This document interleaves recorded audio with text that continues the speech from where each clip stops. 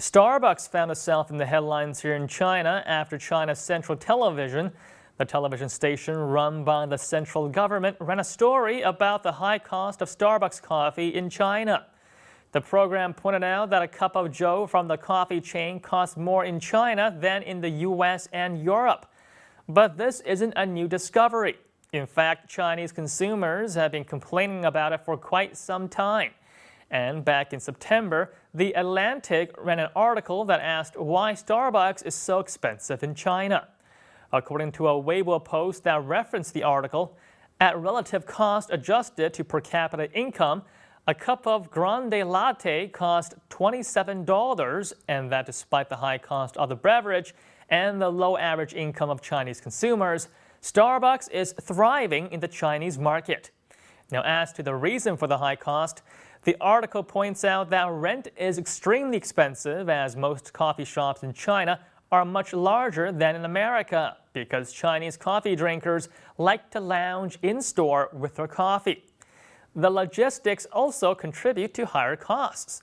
Transporting the coffee beans from Colombia to Tianjin cost about the same as if they were transported to LA. But to get them from Tianjin to Beijing, a very short distance, is actually very expensive due to taxes, fees, tolls, and middlemen. Now, all of these costs are then passed on to the consumer. Now, what about Chinese Weibo users? What do they think about the high cost of Starbucks coffee? Well, let's take a look at what they had to say about this story. There is a lot of truth in this article. China is one of the most heavily taxed countries in the world, and most of these taxes are all hidden. True, very true. Not only does this apply to Starbucks, but to all the stores. Real estate in China is becoming insanely expensive, and that extra cost is being passed on to the customers. I think Starbucks shouldn't be singled out for this. All the other coffee houses charge similar prices or perhaps even more. People are not only buying coffee, but for a good atmosphere and a good experience. Coffee in America is an everyday consumer item that is marketed to the masses, but in China it's treated like a luxury product. That is why it's expensive. Chinese food in China is cheap, but expensive in America for the same reason. I don't see why we are even talking about this. Basic supply and demand here. Even at its current price, people still have to queue up to buy their coffee, which means the price is not high enough. There is still too much demand. Starbucks is expensive in China because there are a lot of people who are willing to pay that price or even more for a cup of their coffee.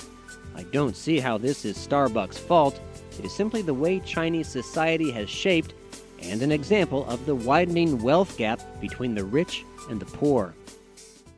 The vast majority of Weibo users are not surprised that things cost more in mainland China than most other places. In fact, it's one of the reasons why consumers flock to places like Hong Kong for shopping sprees, and why there is a whole new internet business flourishing in China where consumers buy products through a purchasing agent who is able to purchase directly from another country. Now, while the Chinese state-run TV stations presented the story as if Starbucks was trying to price gouge Chinese consumers, many Chinese internet users pointed out that Chinese brands, such as Maotai Baijiu, a well-known Chinese liquor, is also more expensive in China than it is in the United States. Now, there have been various television programs and internet discussions about why most luxury products are more expensive in China than America or other developed nations. Some say it's the taxes, others say it's the high operating costs, and a popular Korean video of a South Korean economics professor argued that it has more to do with income disparity, that products like Starbucks coffee are not marketed to the masses, and instead to the affluent middle class who are able to afford the much higher prices.